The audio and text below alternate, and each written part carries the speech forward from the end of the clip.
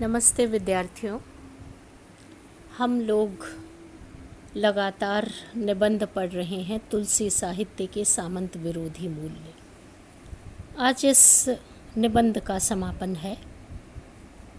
इस निबंध की विशेषताएं बताते समय हमने आपको यह बताया कि निबंधकार ने तुलसी के साहित्य का मूल्यांकन करते हुए यह बताने का प्रयास किया है कि तुलसी का साहित्य जनता का साहित्य है, मानव का साहित्य है, मनुष्य का साहित्य है और इस दृष्टि से ही तुलसी के साहित्य को देखने का प्रयास करना चाहिए। लेखक ने इस निबंध में विशेषताएं बताते हुए यह बताने का प्रयास किया है कि तुलसी का साहित्य एक ऐसे सुखी और समाज की समानता पूर्वक समाज की कल्पना करने में लगा था, जिसने अपने समय के दरिद्रता विषमताओं को देखा और उसके यथार्थ को अपनी कविता में अंकित किया।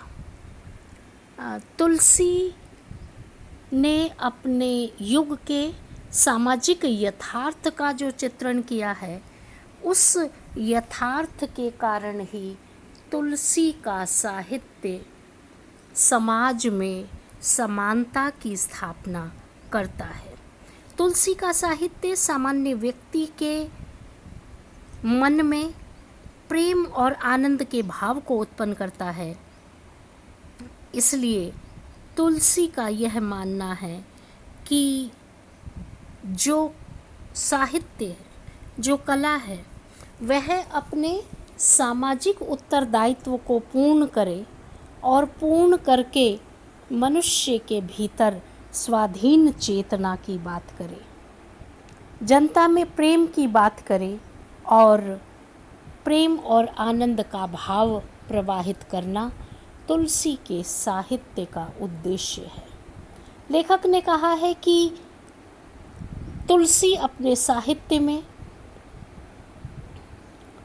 जनता को, गांव की संस्कृति को, गांव की गीतों को, ग्राम नागरिकों को, वधुओं को, स्त्रियों को, उपेक्षितों को, उन सब के प्रति उनके मन में सहानुभूति का भाव है और वे सब जनता के साथ मिलकर, जनता के साथ जुड़कर तुलसी का साहित्य एक ऐसी संस्कृति का विकास करता है जो अपने समसामयिक मूल्यों को न केवल पुनर्जीवित करता है, अपितु परंपरा में भी उससे कुछ नया जोड़ने को मिलता है।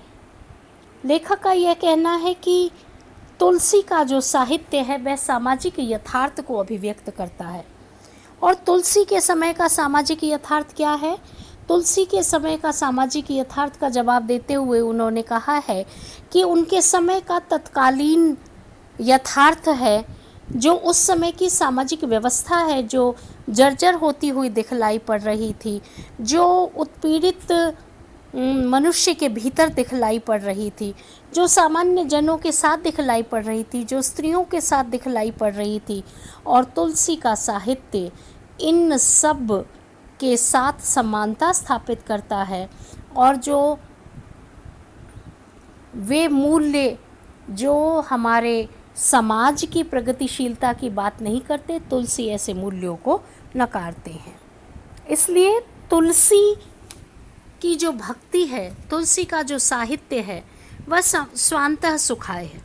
तुलसी का साहित्य हमारे समाज के लिए किसी भी प्रकार का कोई ऐसा काव्य का प्रवाह धारा प्रवाहित करना नहीं है जिसके प्रेम के भीतर सब निमग्न हो जाएं और समाज अछूता रहे।